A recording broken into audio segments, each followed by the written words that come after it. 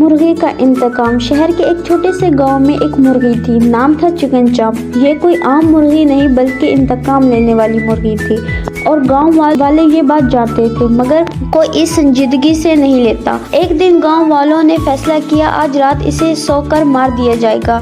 رات کے وقت سب لوگ چھپ گئے، چھتوں پر چڑھ گئے، باریوں کے پیچھے دبی ہوئی تنہائی میں۔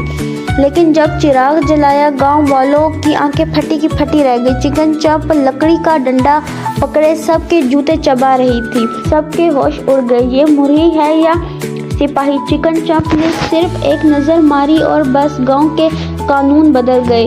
ناشتے میں ہمیشہ انڈے والا کپ کیک، شام کو ہر کوئی مرغی کو سلام کرے، جو نہیں مانے اس کے جوتے چبائے جائیں۔ شروع میں گاؤں والے حیران اور خوف زدہ تھے، لیکن جلدی ہی سب ہنسنے لگے۔ چکن چاپ نے ایک دن فیصلہ کیا کہ تمام گاؤں والوں کو ورزش کروائی جائے۔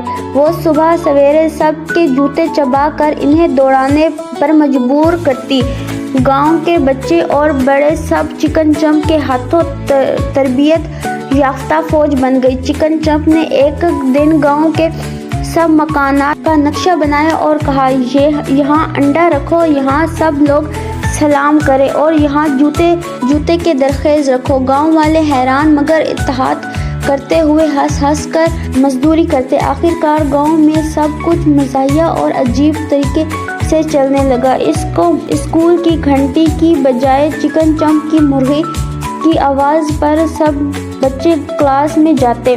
دکاندار ہر خریدی کے ساتھ مرغی کے لیے انڈے رکھتا، اور سب سے دلچسپ، سب لوگ صبح صبح چکن چاپ کے ڈنڈوں سے بھاگ کر ورزش کرتے۔ چکن چاپ نے صرف ایک دن میں گاؤں کو ہنسی اور مزاحیہ کا مذکر بنا دیا، اور لوگ ہر دن خوش ہوتے ہوئے اس کے قانون مانتے۔ گاؤں کے بزرگ کہتے، ہمیں کبھی نہ لگتا تھا کہ ایک مرغی ہمیں اتنی ہنسی اور نظام دے سکتی ہے۔ اور یوں ایک چھوٹی سی مرغی نے پورے گاؤں کو ہنسی، خوف اور مزاحیہ کے قبضے میں لے لیا۔